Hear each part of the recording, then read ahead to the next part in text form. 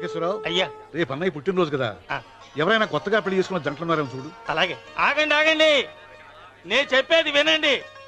మీకందరికీ తెలుసు, ప్రతి సంవత్సరం శివరామకృష్ణయ్య గారు తన పుట్టినరోజు నాడు పెళ్లి చేసుకునే కొత్త జంటకు తాళిబొట్టు, కొత్త బట్టలు, 2 ఎకరాల పొలం దానం చేస్తారు. కాబట్టి రేపు ఎవరైనా పెళ్లి చేసుకునే వాళ్ళు ఉంటే వచ్చి పేర్లు నమోదు చేసుకోండి.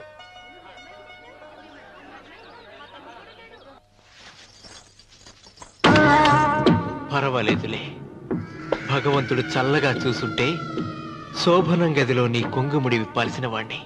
డబ్బుందని రామనని పెళ్లి చేసుకున్నావు కదా. భిక్షపతి, నేను వదిన్ని. కళ్ళు పోతాయా? పోనీ, నిన్ను అనుభవించాక కళ్ళేమిటి, ప్రాణం పోయినా పర్వాలేదు. ఏంట్రా ఏం చేస్తున్నావు ఇక్కడ? ఏం లేదు నాన్న, పాలేమన్నా ఉంటే ఒక బిందెడివ్వు, నేను కూడా శివలింగం మీద పోస్తాను అంటే నోర్మి అంటుంది. మూసా పోస్తాను వదినా. ఏమా వాడేమన్నా వాగాడా?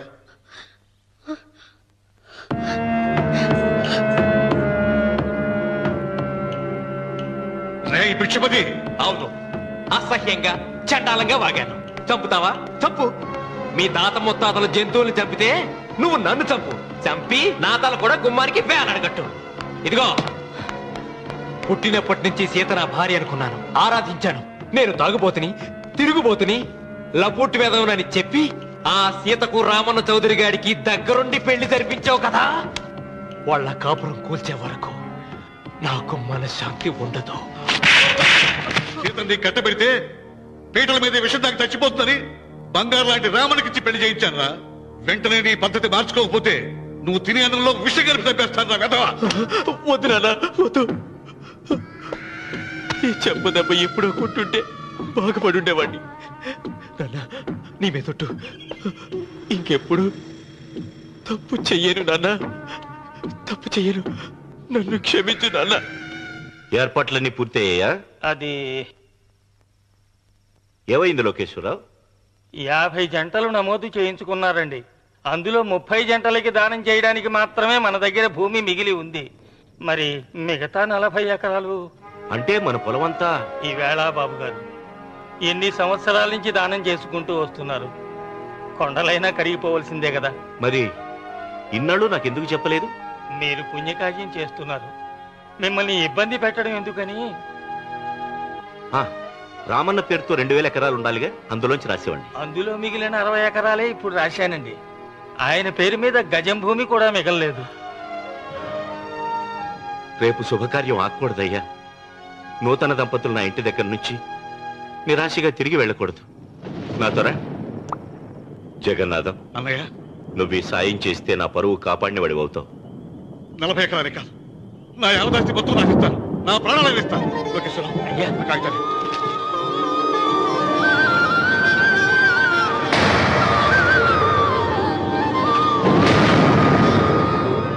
మీ కుటుంబం 10 కాళ్ళ పాటు చల్లగా ఉండాలయ్యా.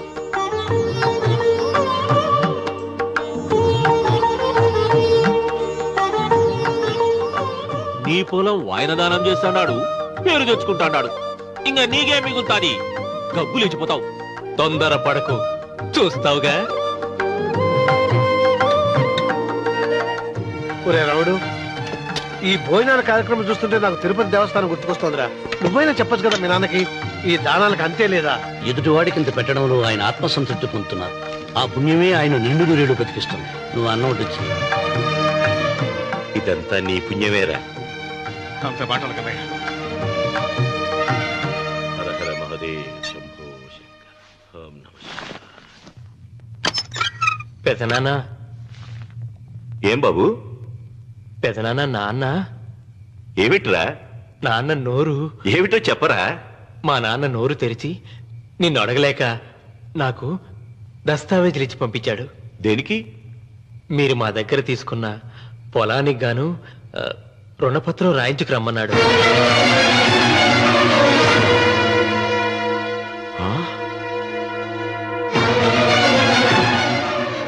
నా తమ్ముడు రుణపత్రం అడిగాడు. అయ్యో, సంతకం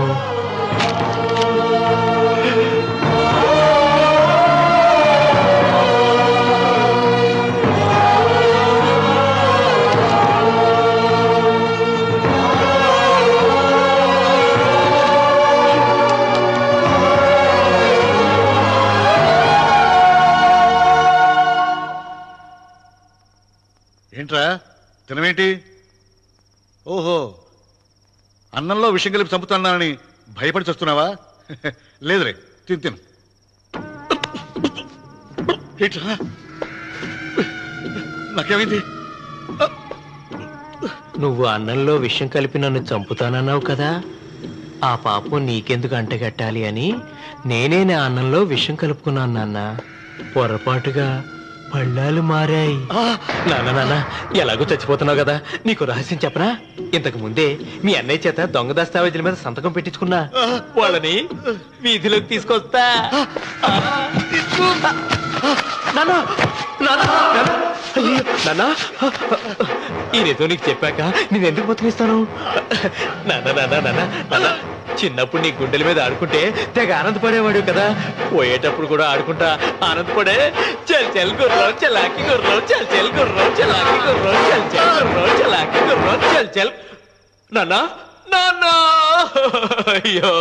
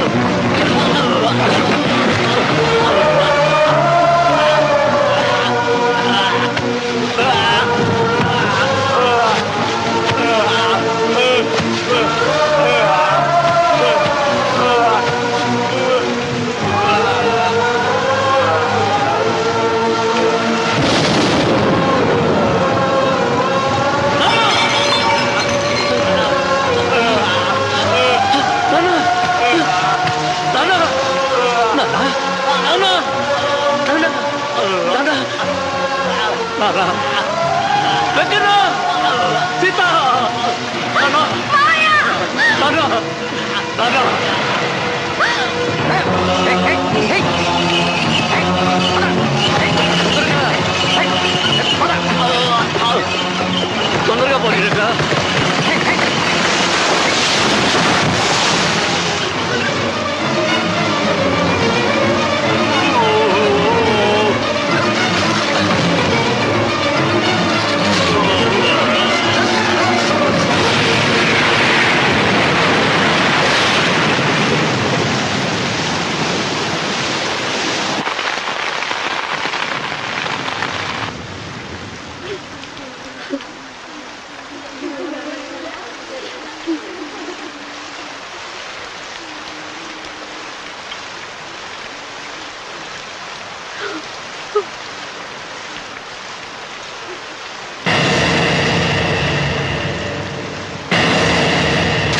అందరికీ నమస్కారం.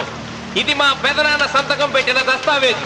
అక్కడ మా నాన్న లేడు, ఇక్కడ మా పెదనాన్న లేడు. కానీ మా పెదనాన్న మా నాన్న దగ్గర 50 లక్షల డబ్బు, 40 ఎకరాల పొలం తీసుకున్నాడు. ఏ లోకేశ్వరరావు చెప్పు. అవునండి, నేను సాక్షి సంతకం చేశాను. ఈ అప్పు ఎలా తీరుతుందో ఆ ధర్మాత్ముడి శవం అక్కడి నుంచి తీసేలోపు చెప్తే బాగుంటుంది. భిక్షపతి, మతుందా నీకు? ఇదేనా అడిగే సమయం? ఆయన తగలబడిపోతే ఆయనతో పాటు ఈ నిజం తగలబడిపోతుంది. మా అన్నయ్య ఆ ధర్మాత్ముడు రక్తం పంచుకు పుట్టాడు. ఏమయ్యా లోకేశ్వరరావు, మా అన్నయ్యకి మిగిలిన ఆస్తి ఏమిటి? ఈ ఇల్లు తప్ప ఏమీ మిగలలేదండి. సరే, 40 ఎకరాల కింద ఈ ఇల్లు పెట్టుకుంటాను. మిగతా 50 లక్షలు ఎలా ఇస్తావన్నయ్యా? ఏంటో నువ్వు మాట్లాడేది? మా రావుని ఒట్టి చేతులతో నడిరోడ్డు మీద నిలబెడతావా? సరే, డబ్బు వద్దు, పొలం వద్దు, ఒక్కటిస్తే చాలు. ఏంటది? అది సీత దగ్గరుంది. అది ఇస్తే 50 లక్షల బాకీ రద్దు చేసుకుంటా. సీతారత్నం పుట్టింటి వాళ్ళు పెట్టిన 7 వారాల నగలున్నాయి. అవన్నీ నాకు ఇచ్చేస్తే నేను సరిపెట్టుకుంటాను.